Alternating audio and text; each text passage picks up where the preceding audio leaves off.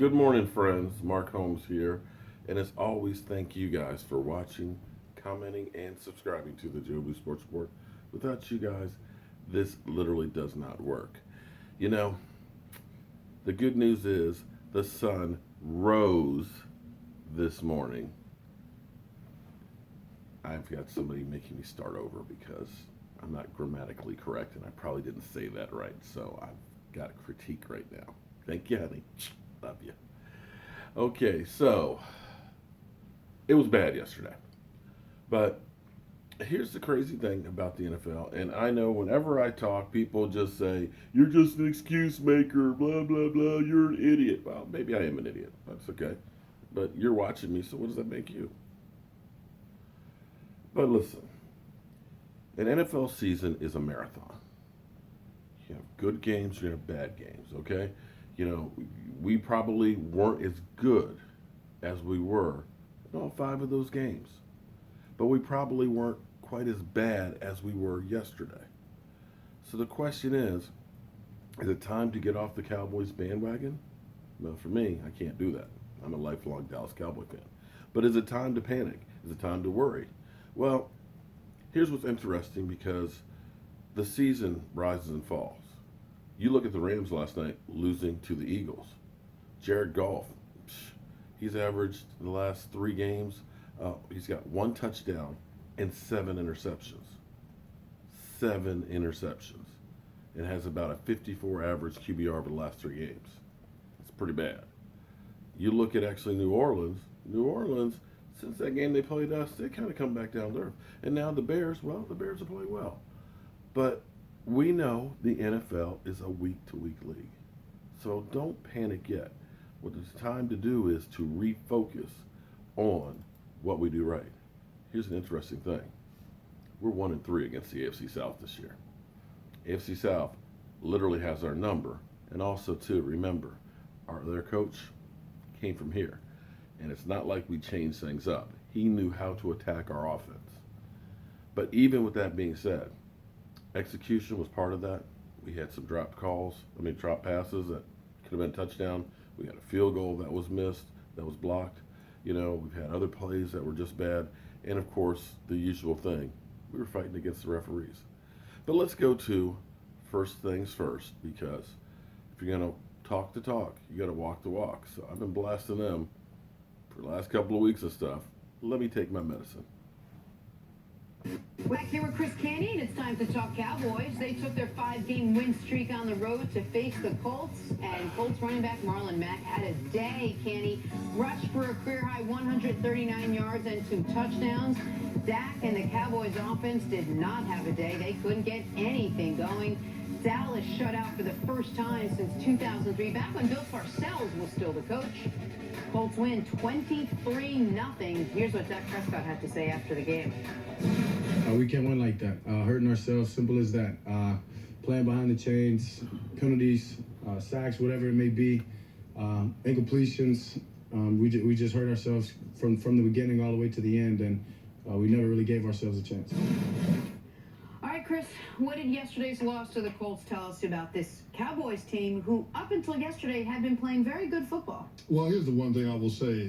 One team had more urgency than the other one. It was clear to me that the Colts played yesterday's game as a gotta have it, and the Dallas Cowboys had a little bit of relax in them. I mean, they had won 5 straight. They were riding high. They all but locked up the division with that win over the Eagles last Sunday. So this was one of those games where they had a natural letdown. They went on the road. Were you surprised by that? I mean, with a team with because they really got a lot to play for.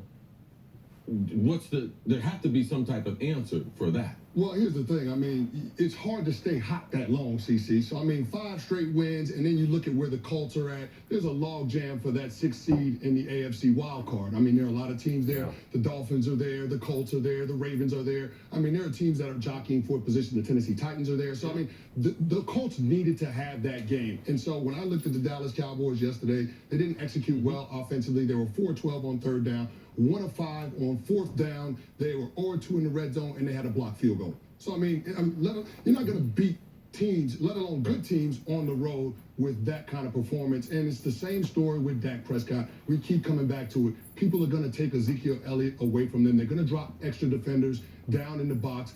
talk them out of the run game. At some point, your quarterback has got to be better, especially in situational football. Yesterday, Dak was bad. 5 of 10 on third downs, 1 sack, and that completion percentage is probably a little inflated because there were a couple of checkdowns in there. A lot of checkdowns. But Dak has got to be more than just a passer. He's got to be a difference maker, and he was not that guy yesterday. Unlike our earlier Bears discussion, I totally agree with you on this one.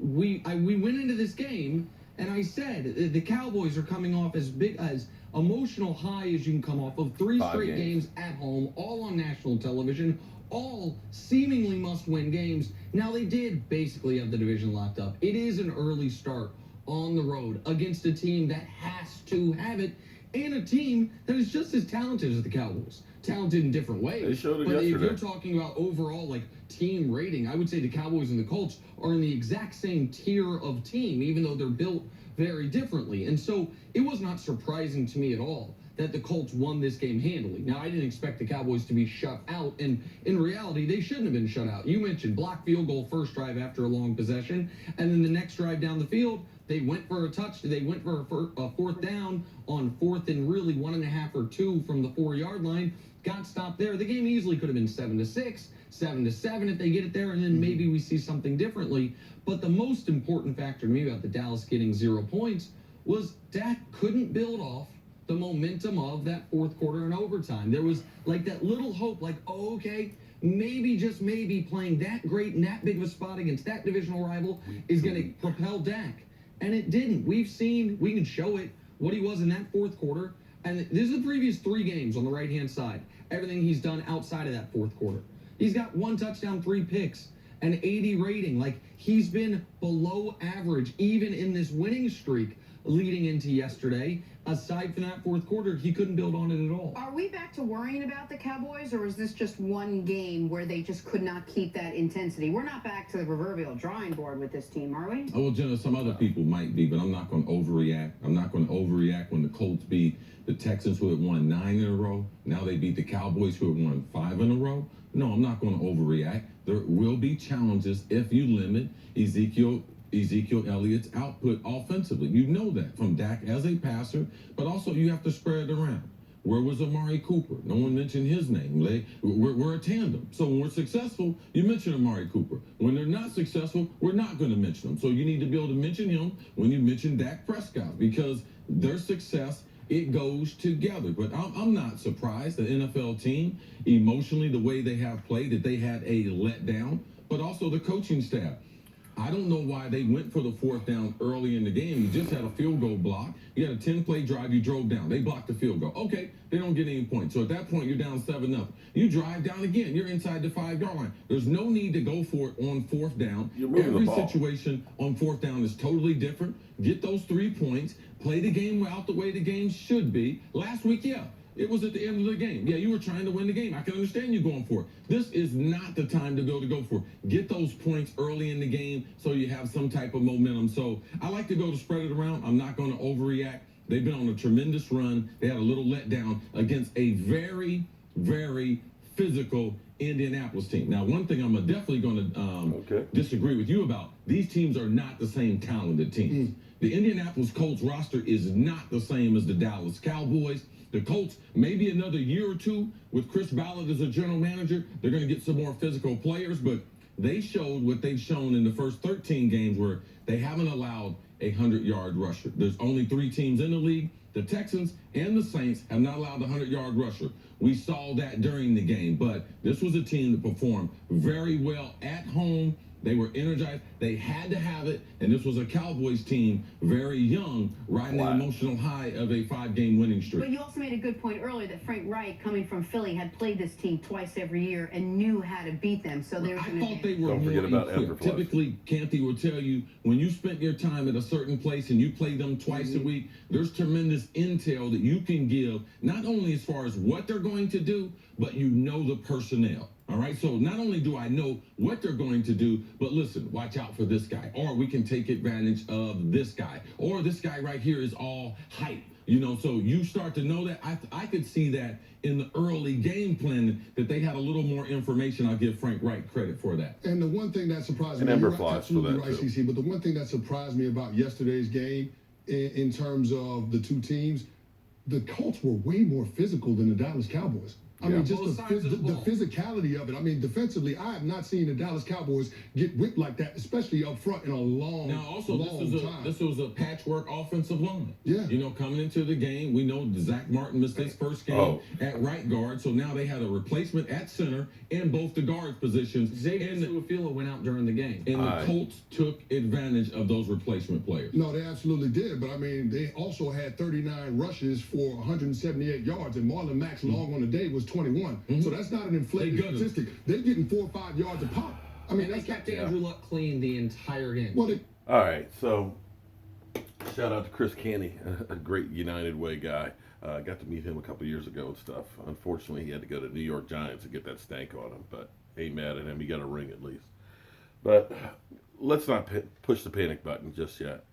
Team will be okay. You know, you walked into a buzzsaw on a team that needed to have a win, that definitely had coaching that knew our personnel, knew our players, knew what we were going to run because we're Cowboys. We don't change stuff up. So we'll be okay. We got Tampa Bay coming up this week, and we take care of that one. It's all forgotten. But what you got to remember is it's 16 games, and only one time has a team won them all and then gone all the way to win the Super Bowl. This, I think, will actually be a good thing for this team to get a slice of humble pie and realize you cannot take anything for granted or any team for granted because anybody out there can beat you. I'm Mark Holmes, and well, I got to get ready to get out of here to my day job because, as they always say, don't quit it, and I'll see you soon.